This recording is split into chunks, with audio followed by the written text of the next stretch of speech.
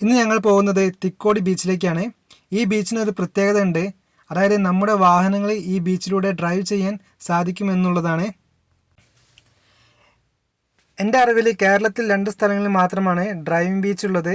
അതിലൊന്ന് കണ്ണൂർ ജില്ലയിലെ മുഴപ്പിലങ്ങാടി ബീച്ചും അതുപോലെ തന്നെ നമ്മളിപ്പം നിൽക്കുന്ന കോഴിക്കോട് ജില്ലയിലെ തിക്കോടി ഡ്രൈവിംഗ് ബീച്ചുമാണ്. കേരളത്തിൽ ഇതുപോലത്തെ വേറെ ഏതെങ്കിലും ഡ്രൈവിംഗ് ബീച്ച് ഉണ്ടെങ്കിൽ നിങ്ങൾക്ക് കമൻറ്റിൽ വന്ന് പറയാവുന്നതാണ്. നമ്മുടെ ഈ തിക്കോടി ബീച്ച് സ്ഥിതി ചെയ്യുന്നത് കോഴിക്കോട് ജില്ലയിലാണ്. കറക്റ്റ് പറയുകയാണെങ്കിൽ കൊയിലാണ്ടിക്കും വടകരയ്ക്കും ഇടയിലാണ് ഈ ബീച്ച് ഉള്ളത്.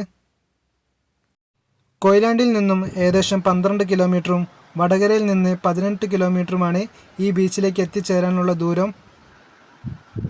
ഞങ്ങൾ കോഴിക്കോട് നിന്നാണ് തിക്കോടി ബീച്ചിലേക്കുള്ള യാത്ര പുറപ്പെട്ടത്. കോഴിക്കോട് സിറ്റിയിൽ നിന്നും ഏകദേശം 36 കിലോമീറ്റർ യാത്ര ചെയ്യാനുണ്ട്. ഏകദേശം പറഞ്ഞാൽ 1 മണിക്കൂർ വേണ്ടി വരും അവിടെ എത്തിച്ചേരാൻ. തിക്കോടി ഡ്രൈവിംഗ് ബീച്ചിൻ്റെ ലെങ്ത്ത് എന്ന് പറയുന്നത് 2 കിലോമീറ്ററാണ്. കടൽ പുറകോട്ട് പോകുന്ന സമയങ്ങളിൽ 4 കിലോമീറ്റർ വരെ ഡ്രൈവിംഗ് സാധ്യമാകുമെന്ന് പറയുന്നത് കേട്ടിട്ടുണ്ട്. ഞങ്ങളൊരു വർക്കിംഗ് ഡേയിലായിരുന്നു അങ്ങോട്ടുള്ള യാത്ര പുറപ്പെട്ടത്. ഞങ്ങൾ അവിടെ എത്തുമ്പോൾ ഏകദേശം ഉച്ച സമയം 2 മണിയായി കാണും. അതുകൊണ്ട് ബീച്ചിൽ വലിയ തിരക്കോ ബഹളമോ ഒന്നും ഉണ്ടായിരുന്നില്ല. നിങ്ങളുടെ വാഹനം നിങ്ങൾ കടൽ വെള്ളത്തിൽ ഇറക്കിയിട്ടുണ്ടെങ്കിൽ നിങ്ങൾ നിർബന്ധമായും നിങ്ങളുടെ വാഹനം വാഷ് ചെയ്യണം.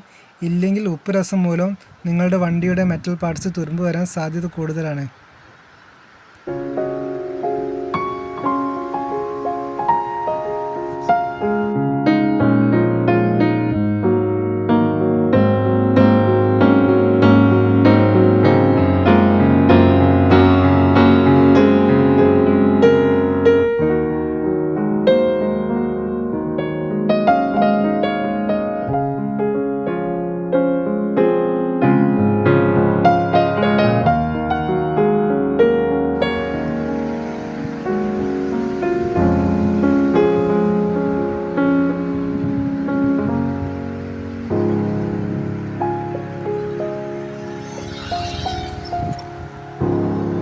നിങ്ങൾക്ക് ആവശ്യമായ ഡ്രിങ്കിങ് വാട്ടർ, സ്നാക്സ്, അതുപോലെ തന്നെ ഉപ്പിലിട്ടത് തുടങ്ങി കിട്ടുന്ന ഷോപ്പുകൾ ഈ ബീച്ചിൻ്റെ തൊട്ടടുത്ത് തന്നെ ഉണ്ട്.